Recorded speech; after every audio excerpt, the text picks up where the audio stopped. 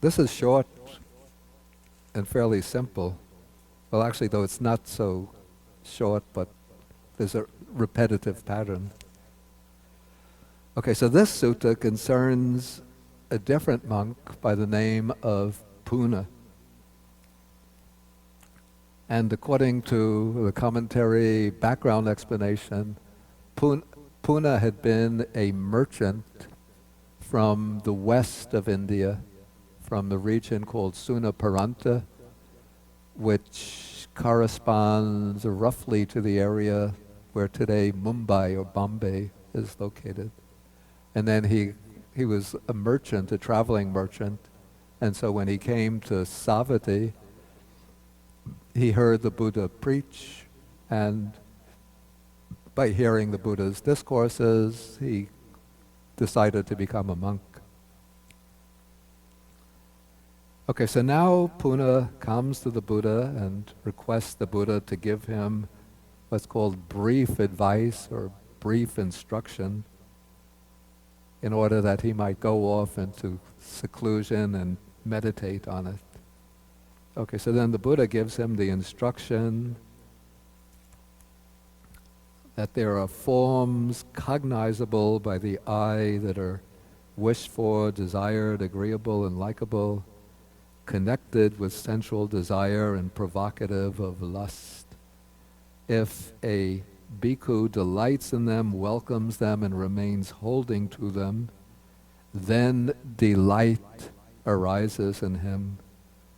Then with the arising of delight, there is the arising of dukkha, I say. So this, in a way, it's a very concise statement of the relationship between the second and the first noble truths. Here by the word delight is not meant the ordinary pleasure that we think of. Or actually, in a sense, it does cover the pleasure that we think of.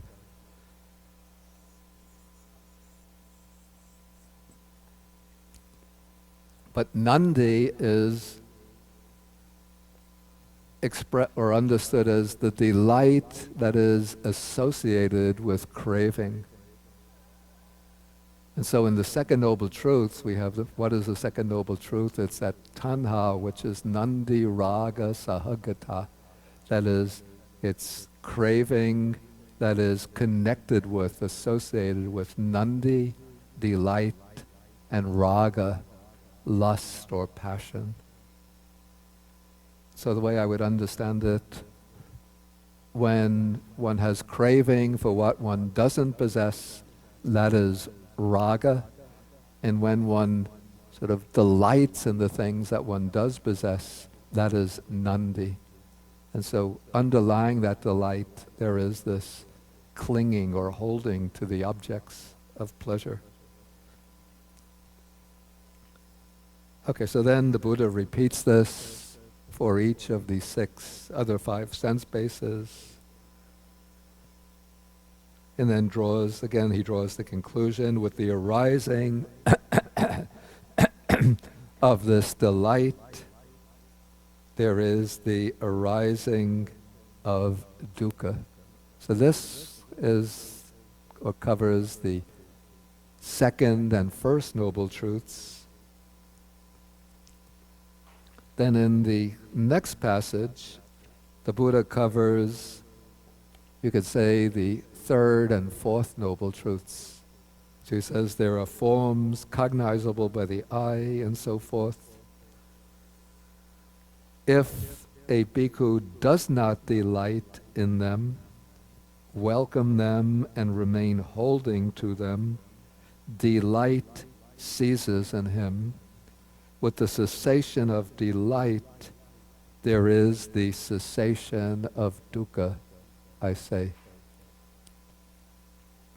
So here we could say that not delighting, not welcoming, not holding is in a sense a summation of the path.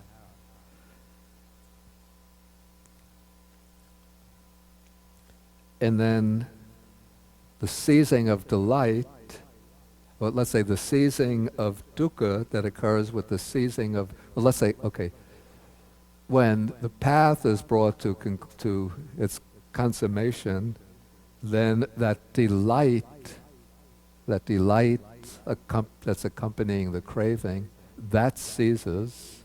So that's the consummation of the path. And then with the cessation of delight, there is the cessation of dukkha or suffering. That is the third noble truth.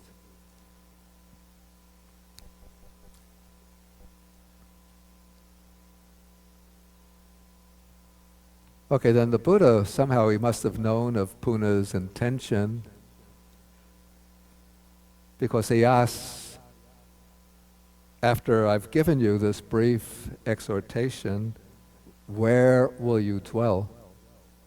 And usually the Buddha doesn't ask this. Usually the monk just gets the advice or the instruction from the Buddha, and then he goes off someplace in seclusion.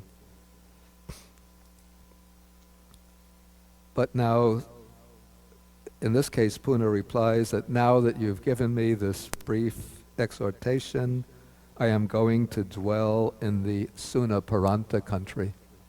And if we follow the commentary, that would have been his own native land. So then the Buddha says that the people of Puṇṇovāda are fierce and rough. If they abuse you and threaten you, what will you think then? And then Puṇṇa says, if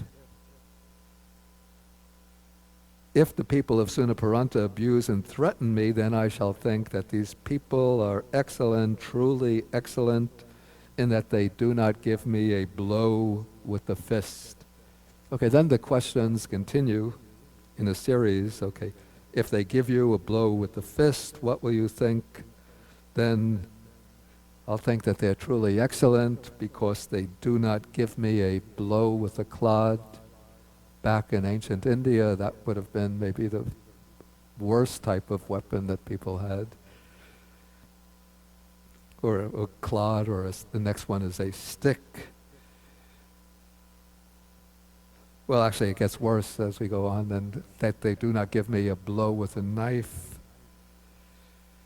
Okay, if they give you a blow with a knife, what will you think? That they're truly excellent, that they have not taken my life with a sharp knife. Then I will think thus, Blessed One. Okay, then the Buddha says, if the people of Puṇṇovāda take your life with a sharp knife, what will you think then?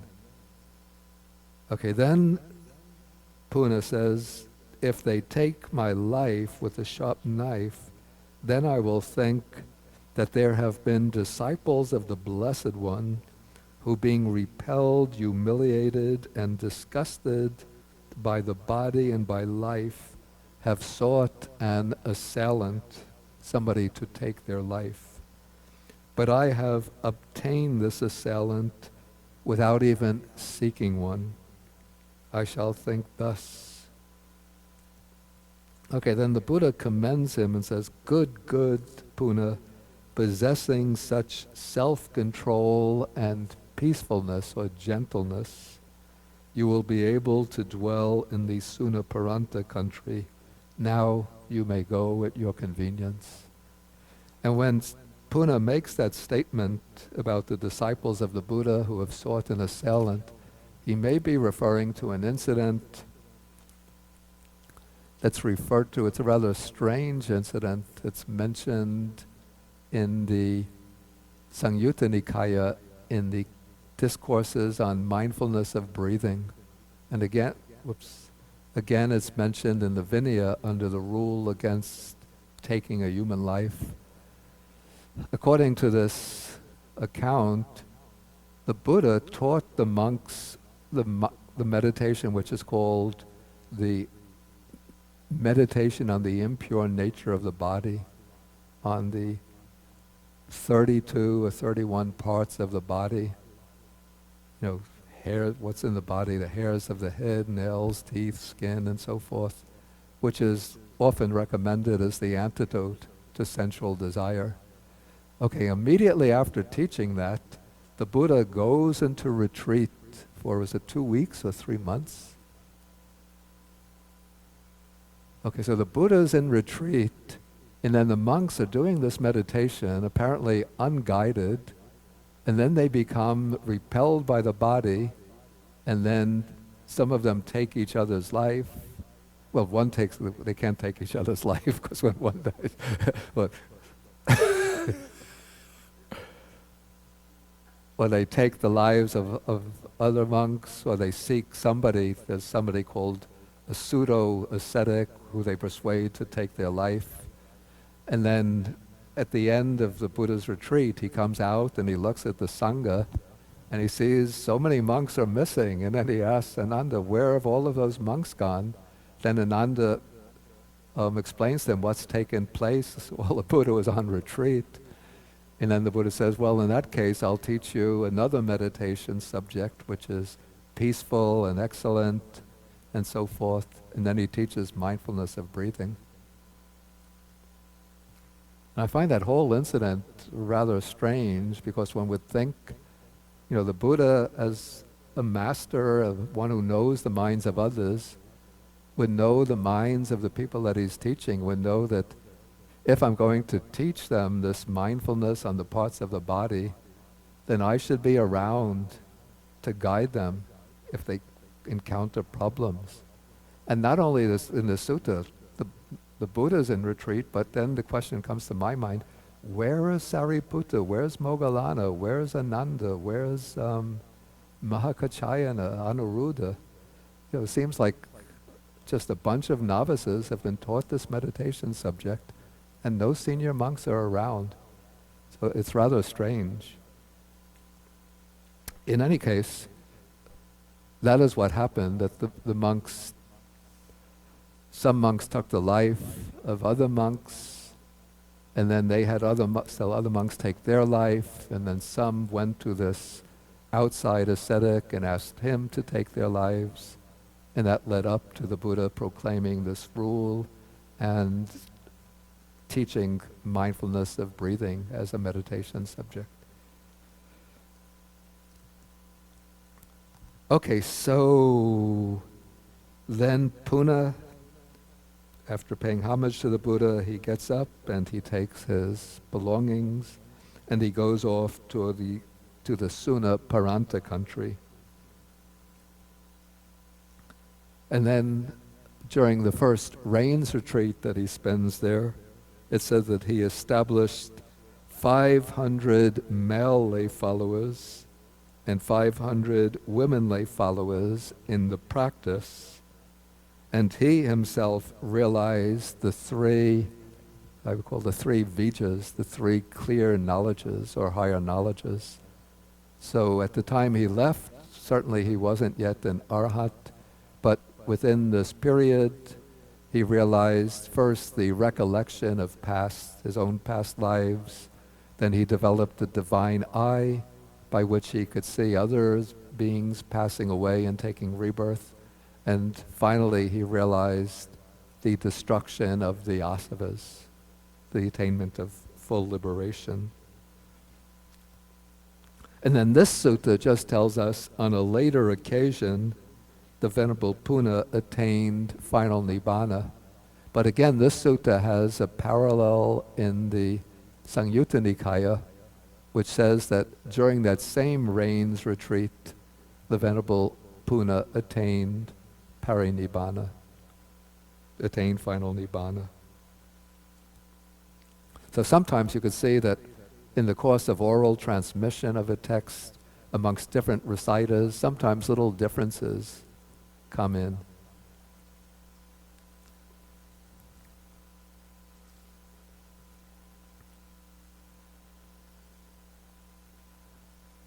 Okay, then word must have spread from Suna Paranta country in the west through a chain of transmission, come to the Buddha, who's in the eastern part of India. And so a number of monks hear this, and they go to the Buddha, and they tell him that monk Puṇṇa, to whom you gave an exhortation, has passed away, what is his destination? What is his future course? This was the same question that Sariputta had asked about the monk Channa. And then the Buddha says that the clansman Puṇṇa was wise. He practiced in accordance with the Dhamma and did not trouble me. I think a better rendering would be, he did not trouble me about matters pertaining to the Dhamma. Then the Buddha announces that the clansman Puṇṇa has attained final Nibbana. Okay, and that concludes the discourse. It seems that these two suttas were placed close by the Channa Sutta and the Puṇṇa Sutta. Well, for one thing, they're both included in this particular chapter because the overriding theme of the chapter are the six sense bases. But the two suttas have something in common, that they both deal with a monk who dies prematurely. In one case, through his own hand. In the case of Puṇṇa, here there's nothing said about him dying from unnatural causes, but I think in some other texts, maybe from other schools that have the same story, I think it might have been said that Puṇṇa had been killed by the people of Sunaparanta. This I'm not sure about.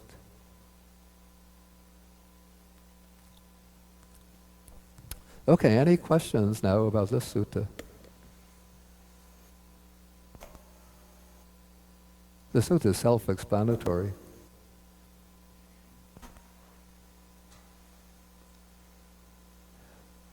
Okay, if there's no questions now, you could give a little thought to these two suttas, and then we'll come back. Let's say 12:30, then we could have about half an hour of discussion.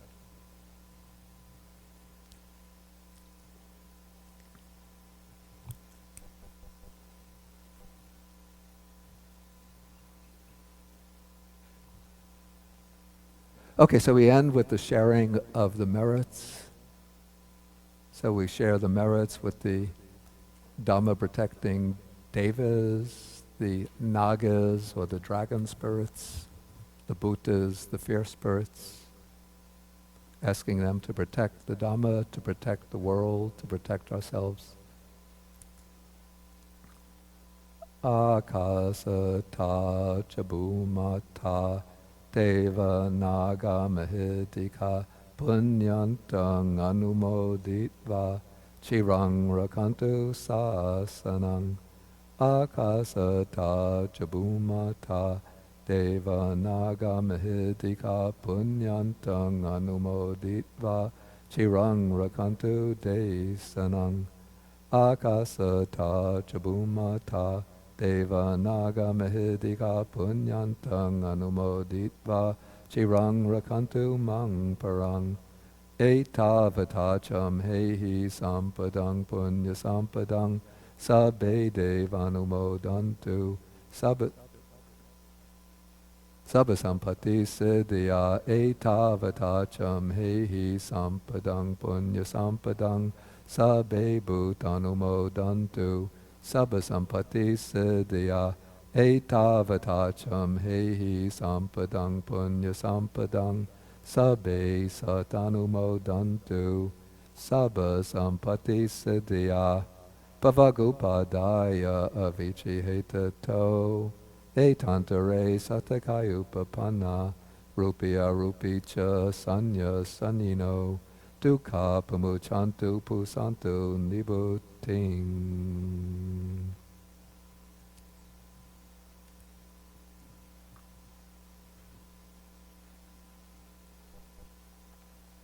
Okay, so we end with 3 half bows to the Buddha.